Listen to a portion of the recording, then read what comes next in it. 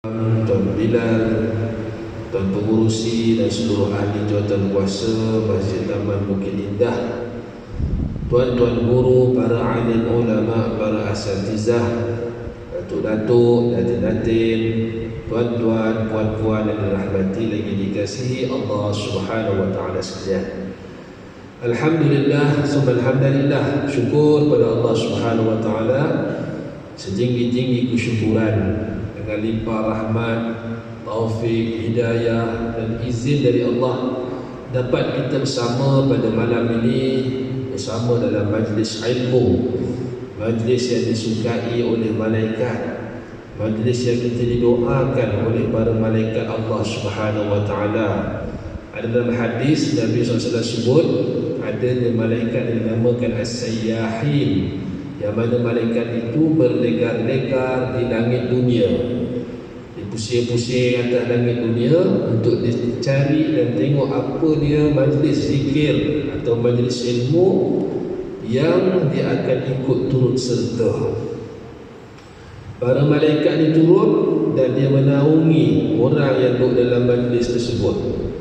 Ulama sepakat mengatakan maksud malaikat menaungi itu ialah malaikat mendoakan. Dalam sembahyang fardu pula tuan-tuan, ada hadis Nabi SAW yang diriwayatkan oleh Sayyidina Abu Hurairah radhiyallahu anhu. Nabi bersabda, siapa yang menjadi imam membaca suratul Fatihah, makmum mendengar Al-Fatihah yang dibacakan oleh imam, lalu imam mengucapkan amin dituruti oleh makmum. Maknanya imam A, makmum pun A. Bukan imam belum A lagi, makmum dah A dulu. Ya, jangan kita mendahului imam dalam mengucapkan amin. Biar imam yang sebut dulu A tu, barulah kita ikut join imam. Sebab apa tuan-tuan? Bukan dia boleh batas sembahyang apa tidak. Dia sebab dia bukannya perkara yang kita mendahului dalam hal rukun. Dalam hal rukun lain, imam tak rukuk, kita dah rukuk dulu, itu batas sembahyang. Tapi ini hanyalah dalam sebutan lafaz amin. Kalau kita mendahului imam pun tak ada masalah, cuma kita rugi dalam satu perkara. Apa dia perkara tersebut? Ini yang Sayyidina Abu Hurairah riwayatkan daripada Nabi SAW. Nabi kata, siapa jadi imam kemudian dia baca Fatihah, dia mengucapkan amin dan makmum turut sama mengaminkan Fatihah yang dibaca oleh imam, nescaya Fatihah itu turut diaminkan oleh para malaikat Allah Subhanahu wa taala. Nah tuan-tuan, kita berada dalam dua majlis. Yang kedua majlis ini kita dapat doa malaikat. Wow. Itu dia. Wow. Marvelous tuan-tuan. Kita solat fardu berjemaah, ini hanya ada pada solat fardu berjemaah. Orang sembahyang seorang-seorang, dia tak dapat doa malaikat. Dah tak ada imam, tak ada makmum, sembahyang seorang. Dia hanya ada fadilat itu bila seorang tu sembahyang berjemaah. Ini kelebihan sembahyang berjemaah. Dalam sembahyang berjemaah pun ada kaedah dia. Maknanya imam habis Fatihah, imam sebut amin. Dan biasanya imam dia habis ghairil maghdubi alaihim waladdallin, saktah, ada diam sekejap dekat situ. Ada 7 saktah yang dijaga oleh Nabi SAW. Yang pertama, Allahu Akbar. Lepas takbiratul ihram, Nabi diam sekejap. Diam tapi baca. Baca apa? Allahu Akbar kabira, doa iftitah. Maknanya dibaca dengan sir. Itu maksud diam sekejap dari situ. Pertama. Yang kedua, lepas isti'azah. Tahu isti'azah tuan-tuan? A'udzu billahi minasyaitonir rajim. Namanya isti'azah. Lepas isti'azah, diam sekejap. A'udzu billahi minasyaitonir rajim. Bismillahirrahmanirrahim. Itu sunat macam tu. Okey? Habis baca Fatihah, waladdallin, dhalin. Jangan kita makmum menggelupo nak sebut amin. Tunggu imam dulu mulakan A tu. Kita diam, tunggu imam. Imam pun diam masa tu sunat. Sunat dan sunnah itu adalah saktah yang ketiga. Barulah amin. Lepas amin tu tunggu baca surah ke tuan-tuan? No. Diam sekejap. Apatah lagi kalau kita jadi imam, diam sekejap supaya kita beri sedikit ruang kepada makmum untuk baca suratul Fatihah. Ini jadi imam, lepas habis waladhdallin terus baca surah. Dahlah baca surah paling panjang dalam dunia, Inna A'taina, tuan-tuan. Makmum lupa nak habis Fatihah. Tak ada habis Fatihah, imam rukuk, makmum pun rukuk, makmum tak dapat rakaat tersebut. Jadi kalau makmum mengaji, belajar. Makmum yang tahu yang dia pun kena baca surah Fatihah. Ini mazhab Syafi'i, tuan-tuan. Kita tak boleh nak ikut imam dah baca Fatihah, kita pun imam dah baca, kita tak payah baca. No, itu mazhab selain Syafi'i. Tapi Syafi'i, makmum ataupun imam, kedua-duanya wajib membaca suratul Fatihah.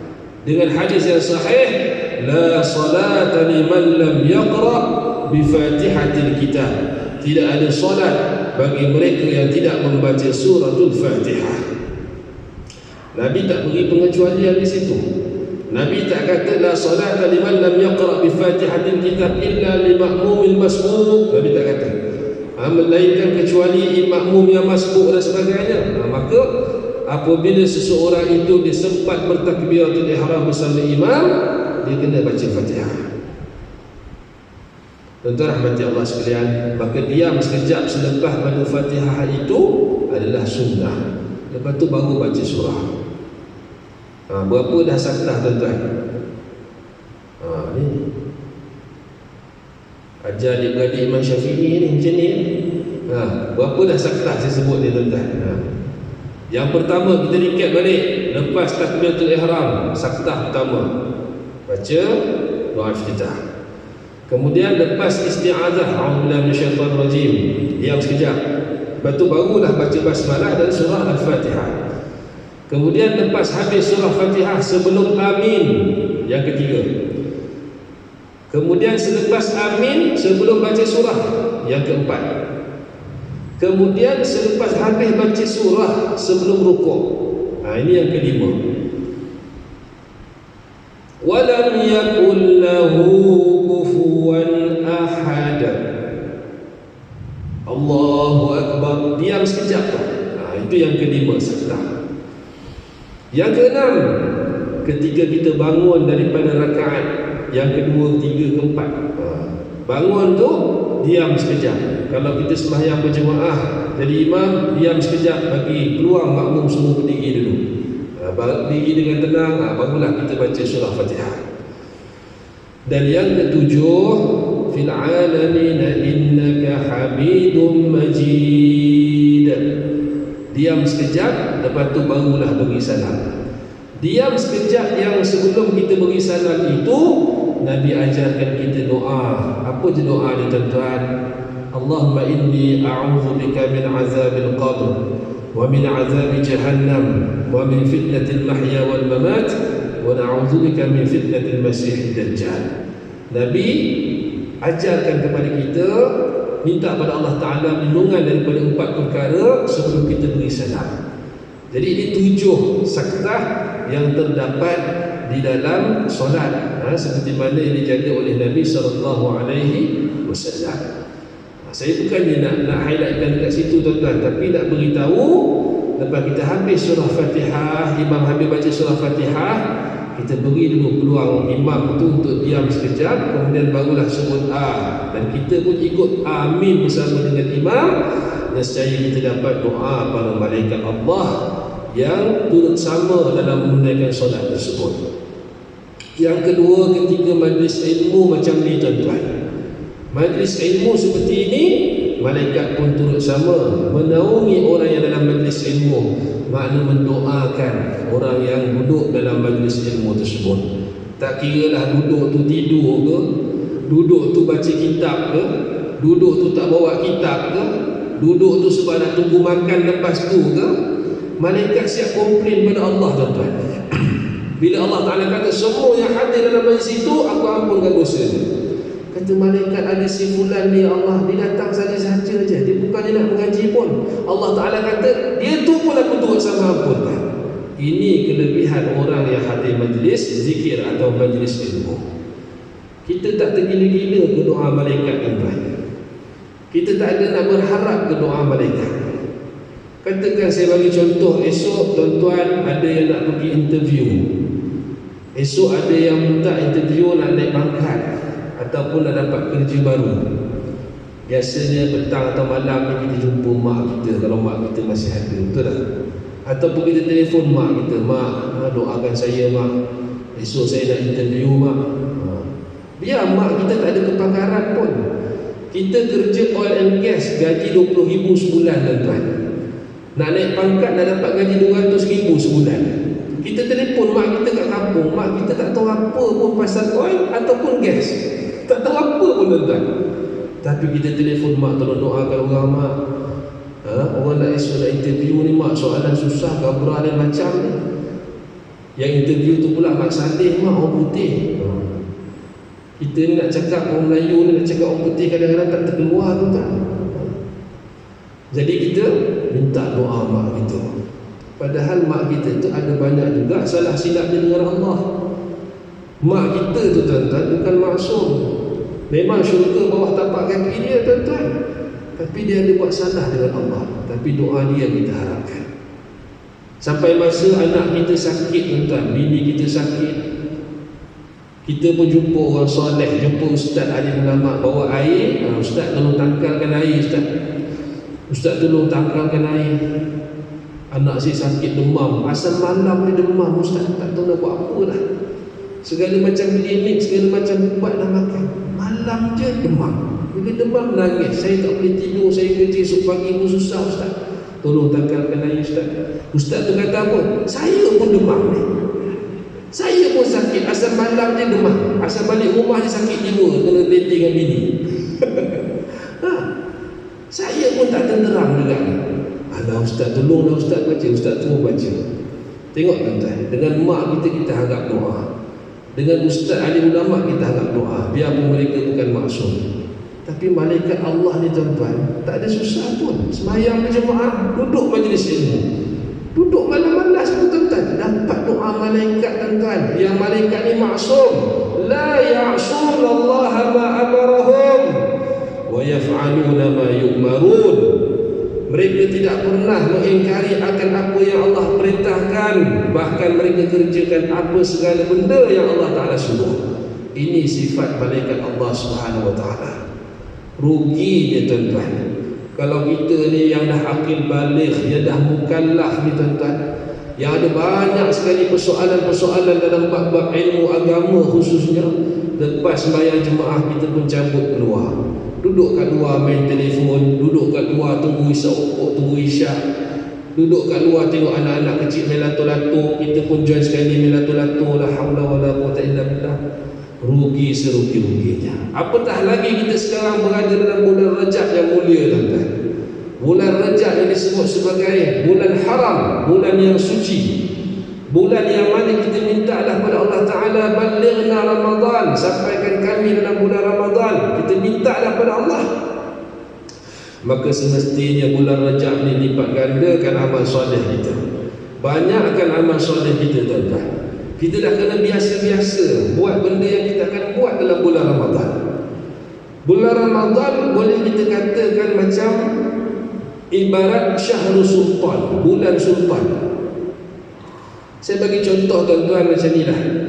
Katakan masjid, tuan-tuan, Tuanku Sultan Selangor nak datang sembahyang Jumaat.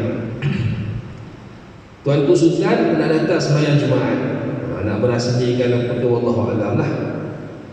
Logik ke, tuan-tuan? Tuanku Sultan ni nak sembahyang Jumaat tengah hari, pagi tu dia punya PA telefon pengurusi.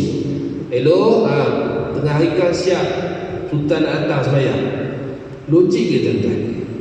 Tak logik. Biasanya sebulan 2 bulan sebelum tu geng protokol dah datang dulu, betul tak? Tengok keselamatan macam mana, Tengok jalan dah turak ke belum, ada lubang ke apa ke.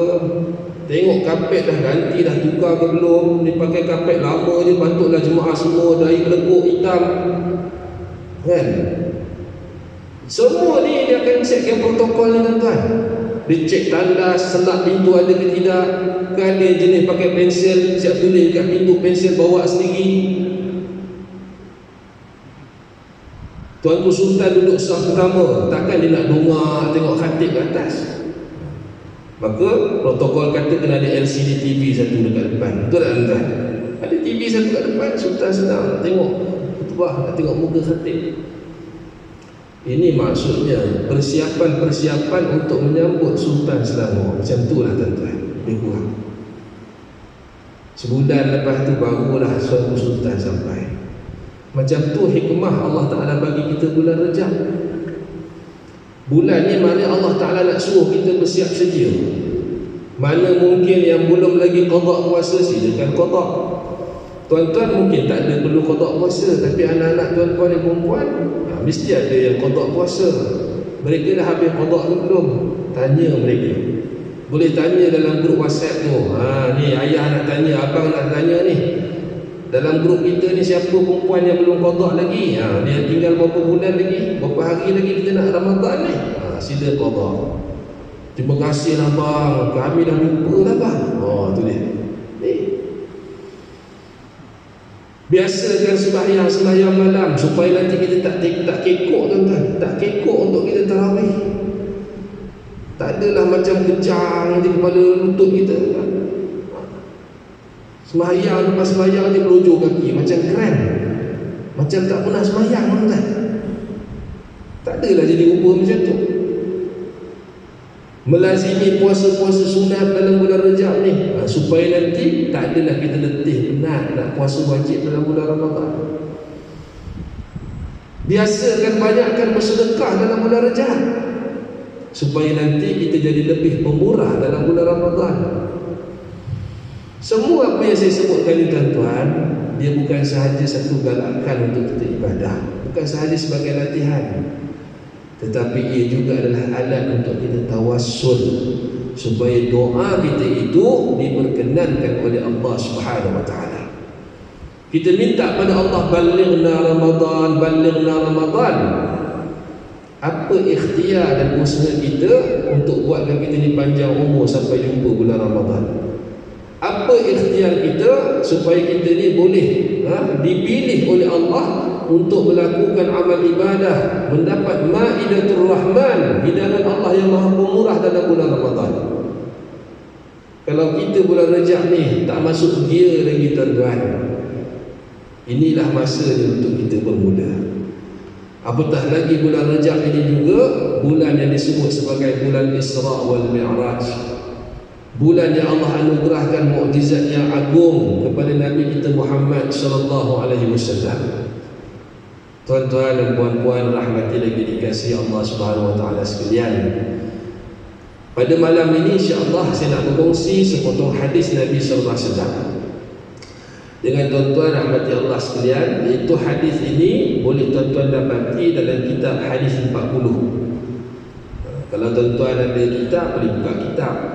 Ada handphone boleh buka handphone, boleh type dekat Google tu hadis 40, hadis yang ke-40. Kitab hadis 40, hadis yang ke-40. Hadis ni cukup istimewa ya. Dia ada relate, ada kena mengena dengan intro yang saya buat sebentar tadi ya.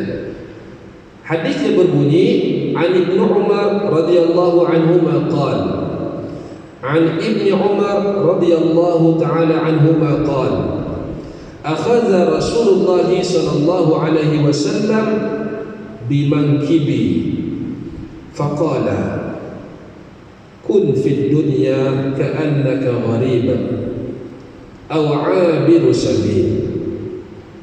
وكان ابن عمر رضي الله عنهما يقول إذا أمسيت فلا تنتظر الصباح وإذا أصبحت فلا تنتظر المساء وخذ من صحتك لمرضك ومن حياتك لموتك. Rawahul Bukhari. Terjemahan hadis dari Sayyidina Ibnu Umar radhiyallahu anhuma katanya, Rasulullah sallallahu alaihi wasallam memegang bahuku, lalu dia bersabda, hendaklah engkau berada dalam dunia seolah-olahnya engkau orang yang berdagang. Hendaklah engkau berada dalam dunia seolah-olah engkau orang yang berdagang. Berdagang maksudnya bermusafir, atau orang yang sedang melalui di jalan pengembara. Dan adalah Ibnu Umar radhiyallahu anhu berkata, jika engkau berada di waktu lapang, di waktu petang, maka janganlah engkau menunggu sehingga waktu pagi. Dan apabila engkau berada di waktu pagi, maka janganlah engkau menunggu sehingga waktu petang. Dan gunakanlah dari sihatnya engkau bagi masa sakit engkau, dan dari hidup engkau bagi masa matinya engkau. Hadis sahih riwayat Imam Al-Bukhari. Hadis ini juga diriwayatkan oleh Imam Bukhari dari Ibnu Umar, dan juga Imam Tirmizi telah meriwayatkannya dari hadis yang lain dari Imam Mujahid dengan tambahan iaitu wa'id nafsaka min ahli al-qubur, dan hitunglah diri engkau dari bilangan penduduk kubur. Dia ada sedikit tambahan, tuan-tuan. Kalau hadis riwayat Imam Bukhari, kun fid dunya ka'annaka gharib aw 'abiru sabil, itu hadis sahih Bukhari.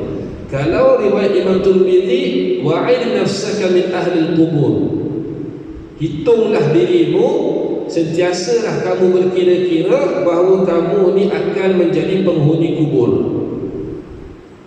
Bila ada hadis yang ada jenis tambahan-tambahan, ataupun hadis ini ada banyak sekali sahabat-sahabat yang meriwayatkan, maka inilah contoh hadis yang mutawatir. Mungkin tuan-tuan biasa dengar hadis mutawatir. Apa maksud hadis mutawatir? Maknanya hadis yang diriwayatkan oleh sejumlah sahabat ataupun sejumlah perawi-perawi hadis. Tuan-tuan dan puan yang dirahmati lagi dikasihi Allah sekalian, hadis ini adalah menilai kehidupan seorang dalam dunia dengan memperkatakan secara terus terang hakikat dunia dan kehidupan di dalamnya, yang mesti difahami oleh orang mukmin, dan menerangkan pula apakah yang wajib disediakan sebelum dia diperintah untuk meninggalkan dunia nanti kelak. Sebelum tu tuan-tuan, kita tengok bagaimana hikmah bijaksananya Nabi SAW dalam berdakwah. Kata Ibnu Umar, Nabi SAW telah memegang bahuku, akhadha Rasulullah SAW bimangkibi. Ini antara salah satu uslub dakwah, cara berdakwah, iaitu orang yang nak berdakwah itu dia ada touch, ada sentuhan dengan mad'u, dengan orang yang nak dakwahkan. Mungkin tuan-tuan biasa baca doa, Allahumma a'inni ala zikrika wa syukrika wa husni ibadatik. Doa tu adalah Nabi ajarkan kepada Sayyidina Mu'adz bin Jabal. Ada riwayat mengatakan bahawa Nabi pegang dada Mu'adz bin Jabal lalu mengatakan, demi Allah aku mencintai engkau. Sebelum engkau mengakhiri solat ataupun setelah kau mengakhiri solat, sebelum berdiri, bacalah doa tu, Allahumma a'inni ala zikrika wa syukrika wa husni ibadatik.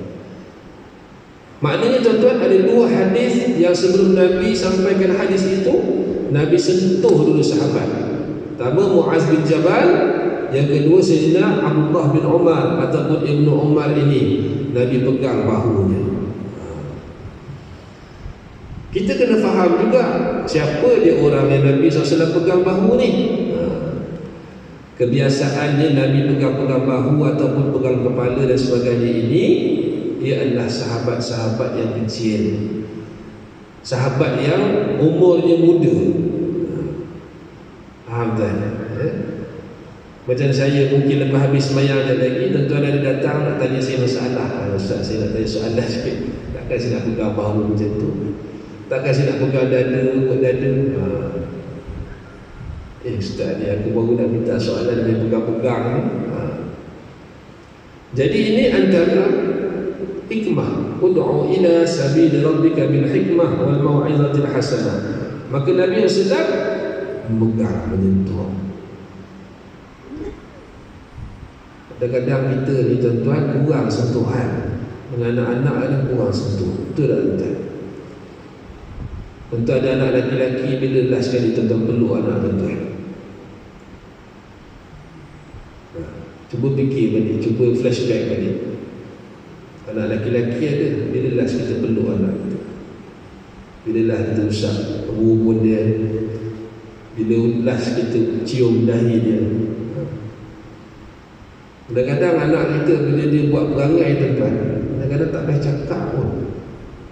Betul, kadang-kadang ni the power of touch ni tuan-tuan. Kuasa sentuhan ni lain. Betul. Macam kita, macam saya sendiri ada madrasah tuan-tuan, anak murid saya ada yang mangkau-mangkau juga. Bila mangkau sangat buat perangai kan, kita kalau nak marah, nak rotan pun dah penat nanti. Cuba peluk dia.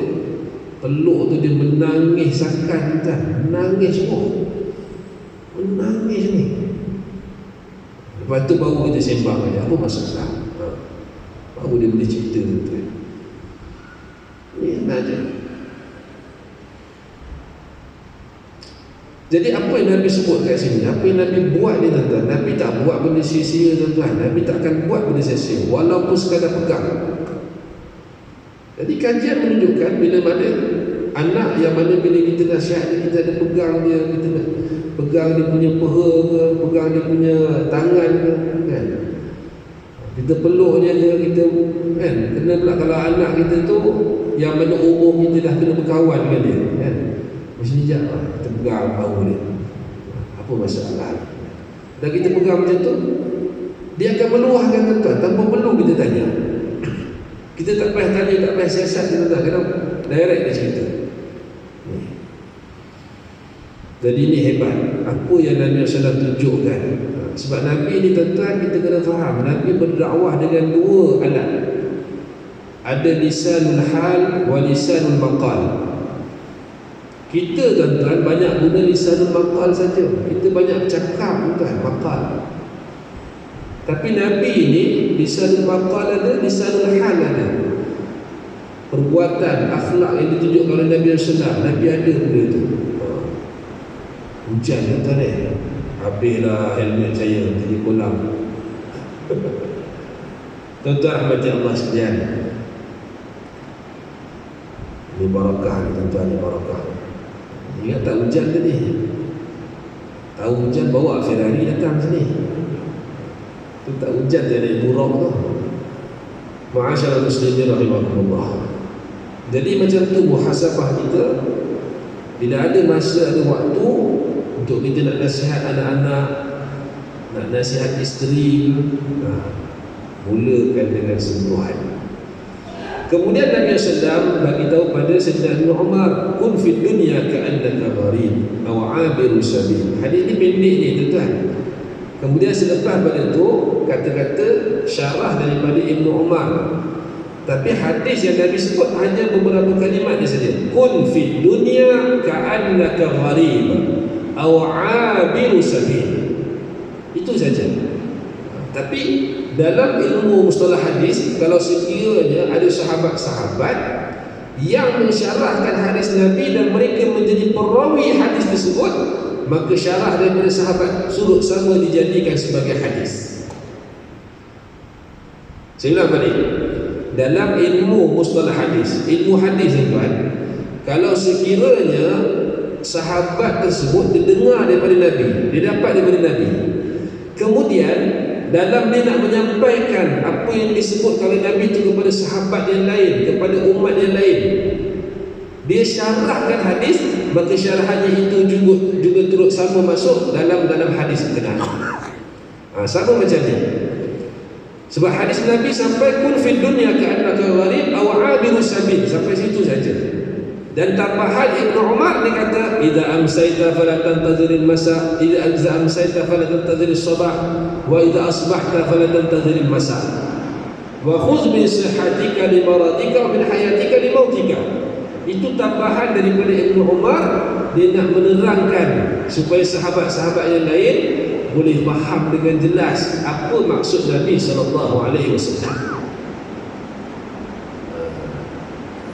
Sebab kalaulah Ibnu Umar ni tak syarah macam tu, silap-silap ada orang faham Nabi suruh musafir.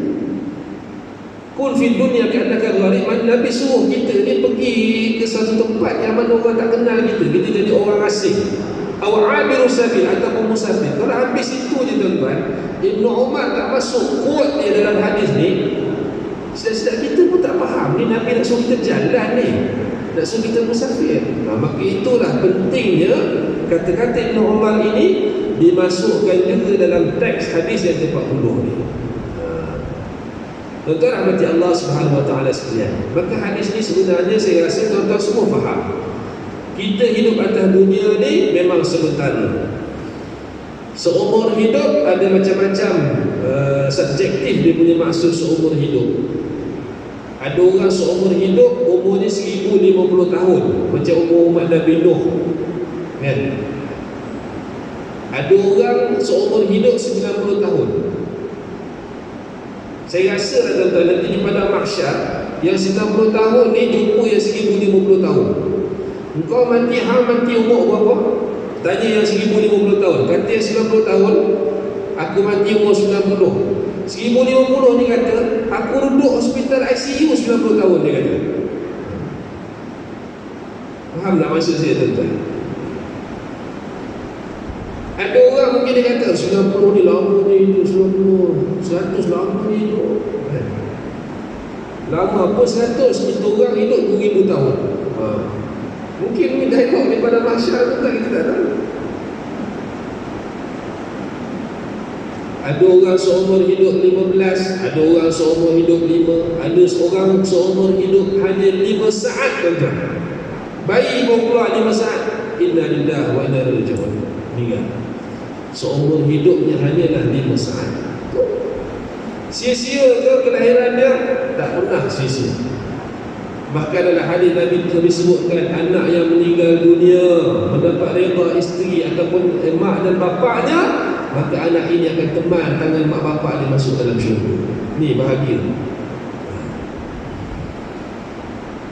Tuan-tuan rahmati Allah sekalian, ya? Jadi bila kita faham maksud ini, kita kena banyakkan bersyukur, banyakkan berselawat pada Nabi SAW. Sebab apa tuan-tuan? Sebab kita umat Nabi Muhammad SAW.